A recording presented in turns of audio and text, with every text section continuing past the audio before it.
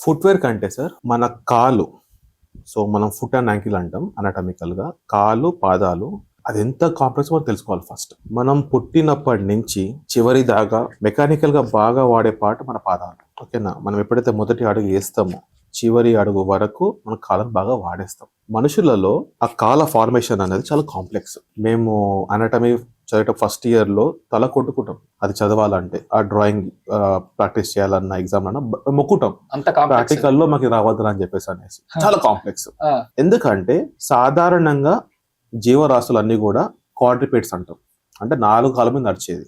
ఎక్కడో ఆఫ్రికాలో ఒక కోతి 2 కాళ్ళ మీద నించుంది. అలా వస్తూ అక్కడి నుంచి మనం వచ్చాం. అంటే తన బరువుని, తన శరీరాన్ని 4 పాదాల మీద పెట్టుకునే ఒక జంతువు ఎప్పుడైతే 2 కాళ్ళ మీదకి వచ్చిందో, సో ఆ ముందు 4 లింబ్స్ అంటాం, అవి హ్యాండ్స్ అయిపోయినాయి మనకి. హ్యాండ్ లింబ్స్ అంటే మనకి కాళ్ళు అయిపోయినాయి. సో ఆ ఫంక్షన్ తగ్గట్టుగా మారిపోయినాయి. సో మన చేతులు అంటే చాలా డిస్టింక్ట్స్ కంపేర్డ్ అదర్ యానిమల్, మన పాదాలు కూడా డిఫరెంట్ అన్నమాట కంపేర్డ్ అదర్ యానిమల్స్. ఎప్పుడైతే మనం ఎరెక్ట్ గా నించున్నాము స్పైన్ మీద, 4 భాగాల మీద పడే వెయిట్ అంతా కూడా 2 పాదాల మీద పడుతుంది. అంటే డబుల్ అయిపోయింది లోడ్ అన్నది. దాని తగ్గట్టుగా ఇది మారింది. వెయిట్ తగ్గదు కాబట్టి ఎస్, లోడ్ ఆబ్వియస్ గా ఎక్కువ ఉంటుంది. అప్పట్లో మనిషి అన్నవాడు ఏం చేసేవాడు? వాడు కొండలు ఎక్కేది, హంటింగ్ చేసేవాళ్ళు, పొలం దున్నేవాళ్ళు అప్పట్లో చేస్తారు.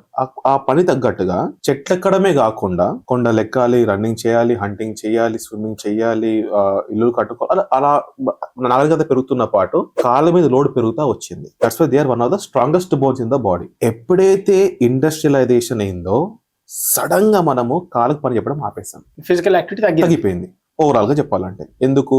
మీరు గమనిస్తే ఇప్పుడు కూర్చున్న చోట్లనే నేను అన్ని చేసుకోవచ్చు. I can do my job, I can get my food, I can get my groceries, I can do anything on sitting on chair. ఇప్పుడు యుఎన్ వాళ్ళది ఒక ట్రెండ్ నడుస్తుంది, which is the most dangerous or hazardous అని చెప్పేసి ఒక మంచి video ఉంటుంది.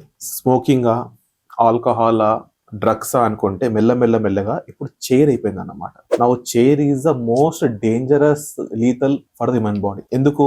కూర్చొని మన యొక్క ఫంక్షనల్ యాక్టివిటీ తగ్గించేస్తుంది కదా. రైట్. సో కూర్చోసరికి ఏమవుతుంది? కాళ్ళకు పని. మీరు సడన్లీ స్టార్ట్ వాకింగ్, పెయిన్స్ వస్తుంటాయి. ఆ పెయిన్ వచ్చేసింది చెప్పి మళ్ళీ వాడు కూర్చుంటాడు. వాడు ఎక్కడ చూసినా నువ్వు ఫంక్షనల్ గా రావాలంటే నీ కాలు కంపల్సరీ. నువ్వు నించుంటేనే జిమ్కి వెళ్తావు, నించుంటేనే వాకింగ్కి వెళ్తావు, నువ్వు బరువు వేస్తేనే వేరే పనులు చేసుకుంటావు. సో ఫస్ట్ కాలు అన్ని ఇంపార్టెంట్, కానీ కాలుతో మనం మొదలు పెడతాం. మన మూవ్మెంట్ అన్నది ఇది. ఇప్పుడు ఎలా ఉందంటే సార్, ట్రెండ్ లో చూస్తే 800 కోట్ల జనాభా అని ఒక అంచనా వేశారు అనమాట. రోజుకి మనిషి కూడా ఎంత నడుస్తున్నాడు అంటే యావరేజ్ గా మనం మాక్సిమం 4000 స్టెప్స్ పర్ డే మాత్రం వేస్తున్నాం. గ్లోబల్ యావరేజ్ ఇది. ఇండియాలో చూస్తే ఏషియన్ కంట్రీస్ లో, డెవలపింగ్ కంట్రీస్ లో, యూఎస్ లో వాటి చూస్తుంటే ఎక్కడైతే టెక్నాలజీ బాగుందో hardly we are putting 2500 steps per day. World average కంటే ఇంత తక్కువ ఉందా? 4000 world average foot average. Developing countries, developed countries లో అయితే మాత్రం 2500 దాటితే గొప్ప. అంటే అంత దారుణంగా ఉంది.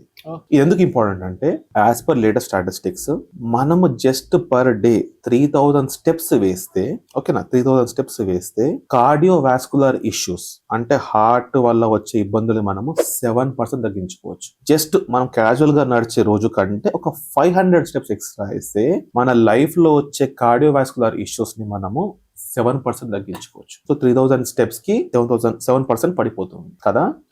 ఇంకా కొద్దిగా మనం 1000 స్టెప్స్ ఎక్స్ట్రా వేసుకుంటే, ఒక 4000 స్టెప్స్ మనం పర్ డే వేసేసుకుంటే ఓవరాల్ మోర్టాలిటీ అంటే తల నుంచి కాళ్ళ వరకు ఏ ప్రాబ్లం వల్ల అయితే ప్రాణాంతకమైన రోగాలు వచ్చే అవకాశాలు ఉన్నాయో, క్యాన్సర్, డయాబెటీస్, ఇది ఒకటి 15% పడిపోతుంది. టాబ్లెట్ల, థెరపీస్ అవన్నీ పక్కన పెడితే జస్ట్ మీరు నడిచే దానికంటే 1500 స్టెప్స్, 2500 నడుస్తున్నాం. ఎక్స్ట్రా 1500 నడవడం వల్ల ఓవరాల్ బాడీలో ఉన్న ప్రాబ్లమ్స్ ని మనము 15% తగ్గించుకోవచ్చు. And it's a big number and it doesn't cost single paisa. దానికి కావాల్సింది ఏంటిది? Healthy feet. Just lift up your ass and just walk 4000 steps per day. మీకు చాలా ప్రాబ్లమ్స్ జరుగుతాయి. దీన్ని మనం డిస్టెన్స్ లో కొలిస్తే ఎంత? 1 కిలోమీటర్, 2 కిలోమీటర్లు? Depend upon the age height అండి. సాధారణంగా అంచనా వేసుకుంటే, ఒక అడల్ట్ అనుకుంటే, అడల్ట్ అనుకుంటే, ఒక హెల్తీ అడల్ట్ ఒక 5 minutes లో you can take 500 steps.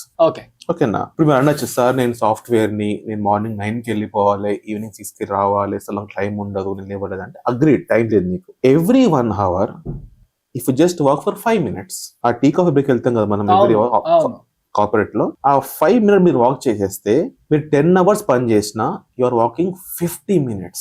Drop by drop makes a ocean. మీరు సడన్ గా మోటివేట్ అయిపోయి నేను షూ వేసేసుకొని, ట్రాక్ వేసేసుకొని ఉరకడం, that's great. But today what we can do is keep an alarm every 55th minute మీరు లేచి నడిచేసి 5 minutes నడిస్తే ఓవరాల్ డే లో చూస్తే can walk up to 5,000 steps. Correct 5 minutes కి 100 steps అంటే అంతే కదా. Your boss will be happy. ఎందుకు? నీ హెల్త్ పెరిగితే you take less leaves obvious కదా. Correct. Instead of simply chatting on Instagram you just take 5 minute steps per day. వీటన్నిటికీ ఏంటిదంటే మనకి హెల్తీ ఫీట్ రావాలి. ఫీట్ యొక్క బ్యూటీ అంటే ఏంటి సార్? ఇప్పుడు మనకి మెడ నొప్పులు వచ్చినా, కాలు నొప్పులు వచ్చినా, ముఖాల నొప్పులు వచ్చినా, భుజాల నొప్పులు వచ్చినా, ఏమొచ్చినా సరే కూడా ఎక్స్రేలు ఎంఆర్ఐలు కావాలంటారు కదా. కానీ ఫుడ్కి అవసరం లేదు. ఆ ఫుడ్ ఒక పోస్టర్ చెప్పేసి మనం చెప్పేయచ్చు సంథింగ్ ఇస్ ప్రాబ్లమ్ అని చెప్పేసి. ఒక నార్మల్ పోస్టర్ నుంచి డివేట్ అయిపోతుంది అంటేనే we can by looking at the food we can say something is wrong అన్నట్టు. Right. Extra pain, extra pressure, heel దగ్గర పెయిన్, టోస్ బయటికి వెళ్ళిపోవడం, బనియన్ టో అంటాం, మన ఫస్ట్ రో ఇలా బయటికి వెళ్ళిపోతూ ఉంటుంది. దానివల్ల ఏమవుతుంది?